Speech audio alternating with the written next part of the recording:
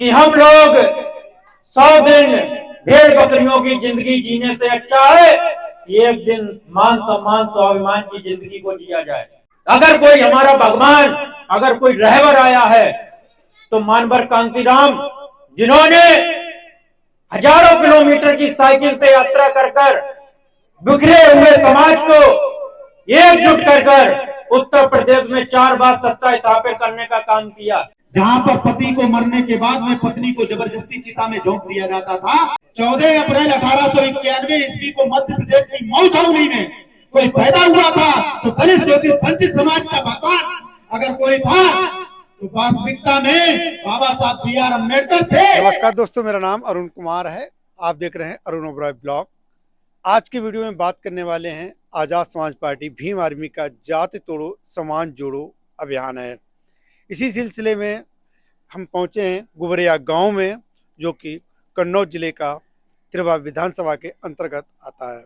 यहां पर आज़ाद समाज पार्टी के जिलाध्यक्ष, भीम आर्मी के जिलाध्यक्ष, मंडल अध्यक्ष, बहुत सारे नेता लोग आए हुए हैं, इनके कार्यकर्ता आए हुए हैं।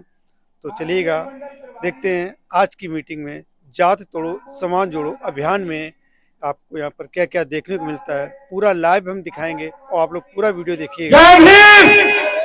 तो अपनी बात शुरू करने से पहले करुणा के सागर तथागत गौतम बुद्ध को नमन करते हुए, शिक्षा की देवी सावित्रीबाई फुले को नमन करते हुए, पार्टी के राष्ट्रीय अध्यक्ष चंद्रशेखर आजाद जी को अपना आदर्श नेता मानते हुए, भीम आर्मी के राष्ट्रीय अध्यक्ष भाई विनय रतन सिंह को अपना आदर्श नेता मानते हुए, वक्ताओं ने बहुत कुछ बताया है। मैं बताना चाहता हूं कि बाबा साहब डॉक्टर बी.आर. अम्बेडकर, जिन्होंने 4 बच्चों की कुर्बानी देकर आज जो कुछ भी हम हैं वो सिर्फ समाज के लोग, बाबा साहब के द्वारा जो उन्होंने मूल मंत्र दिया था हम लोगों को, उसको ना अपनाकर कहीं ना कहीं मिशन से भटकने का काम किया। और आज के समाज के देखने को मिलता है कि समाज के लोग क्वार्टर और पौवे में अपनी ऐशो आराम से जिंदगी जी रहे हैं।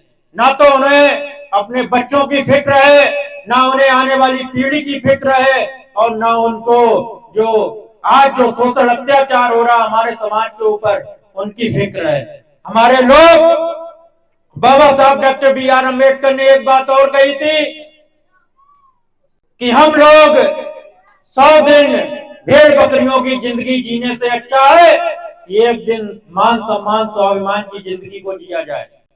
बाबा साहब डॉक्टर बी.आर. अम्बेडकर ने कहा बलि जो है वो भेड़ और बकरी की दी जाती है, कभी भी बलि शेर की नहीं दी जाती है।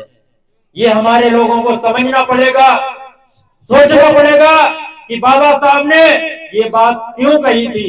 बाबा साहब ने ये बात इसलिए कही थी कि शोषण हमेशा गरीबों का हुआ है, शोषण हमेशा मंजूरों का हुआ है, कभी भी शोषण अमीरों और धन्ना सेठों का हमेशा शोषण नहीं हुआ है। साथियों, ये शोषण सिर्फ कमजोरों का हुआ है।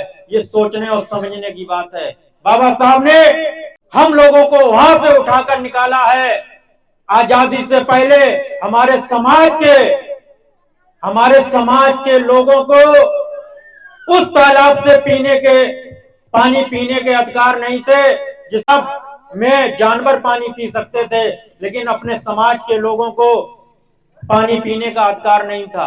आज जिंदगी जीने से लेकर और मृत्यु तक के जो अच्छे मकानों में रह रहे हैं, ये सिर्फ बाबा साहब डॉक्टर बी.आर. अम्बेडकर की देन से संभव हुआ है।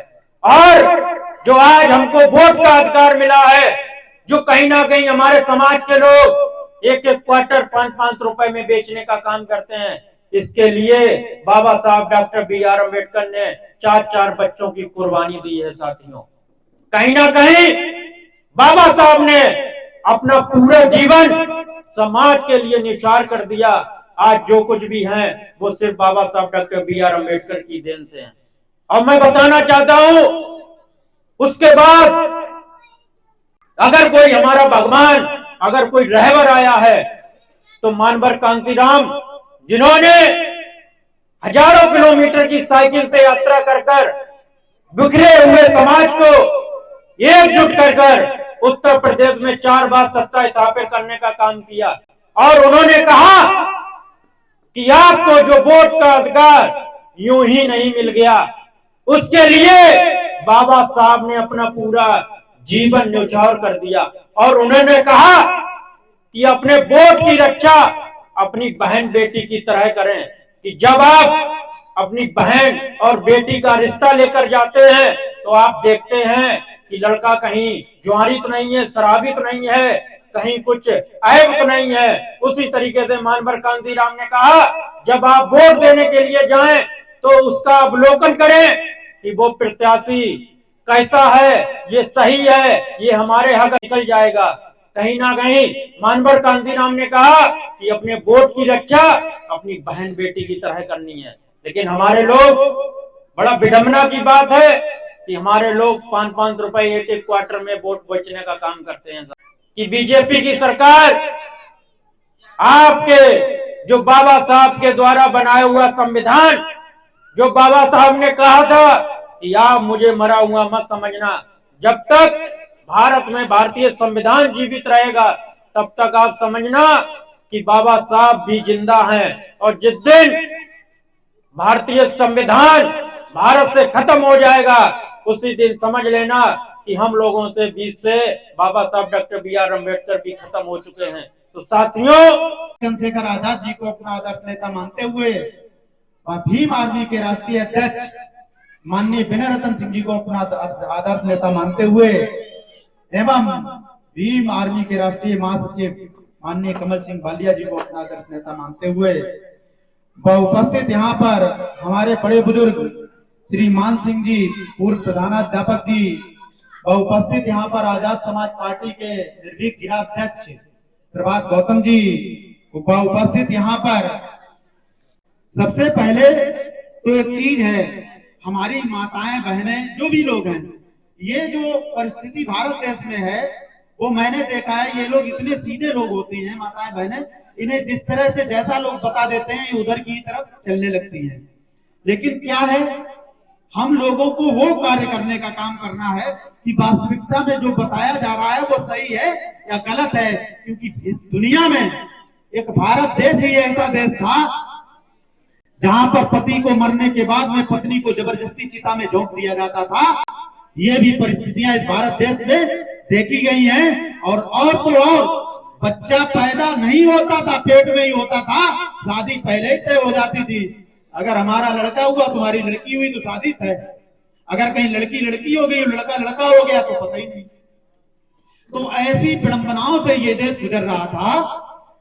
जब इस देश में वास्तविकता में 14 अप्रैल 1891 ईस्वी को मध्य प्रदेश की मऊ छावनी में कोई पैदा हुआ था तो दलित शोषित वंचित समाज का भगवान अगर कोई था तो वास्तविकता में बाबा साहब BR अम्बेडकर थे।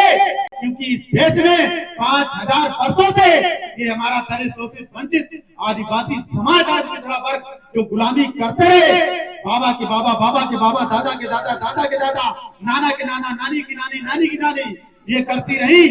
तो कोई भी वास्तविकता में एक भगवान आ जाता उन 33 करोड़ देवी देवताओं में से, तो मैं उसे जरूर कहता और आप लोगों से भी कहता कि उसे भगवान मान लो। लेकिन वास्तविकता में हमें उस गुलामी से किसी ने छुटकारा दिलाया था। तो पूज्य बाबा साहब BR अम्बेडकर साहब ने जिन तालाबों में गाय है, ऐसे कुत्ते हैं, गधे हैं, आज जानवर पानी पी सकते थे, विस्तार कर सकते थे, नहा सकते थे, मैंने तो पढ़ा है उन तालाबों में हमारे पूर्वज लोग घुस भी नहीं सकते थे। ऐसी विडंबनाओं से ये देश गुजर रहा था। वास्तविकता में अगर उन तालाबों में क्या, इन हैंडपंपों से और ये पानी बिस्लरी तक का आज और कुर्सी चारपाई पे बैठने का अधिकार दिलाया है, तो हमारे भगवान बाबा साहब BR अम्बेडकर ने आप सभी लोगों को और हम सब लोगों को दिलाने का काम किया है। अरे अमित शाह जी कहते हैं कि ये फैशन हो गया है, अम्बेडकर अम्बेडकर अम्बेडकर। अरे मैं कहता हूं गृह मंत्री जी और प्रधानमंत्री जी चैलेंज के साथ कहता हूं, अगर ये फैशन अगर है तो हमारा दलित शोषित वंचित समाज एक बार नहीं, 1 लाख बार नहीं, 1 करोड़ बार ये मानने को तैयार है और स्वीकार करने को तैयार है कि अम्बेडकर वास्तविकता में इस इंडिया ही क्या विश्व में भी फैशन बनने का काम जरूर करेगा। और ये वादा है आपके भाई जगराम जैकब का।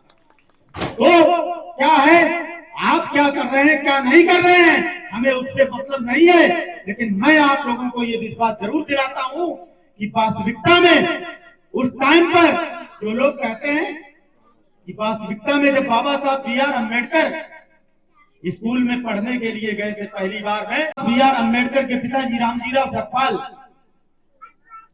जब 14 अप्रैल 1891 ईस्वी को पैदा हुए, 7 नवंबर सन 1900 ईस्वी को एडमिशन के लिए जाते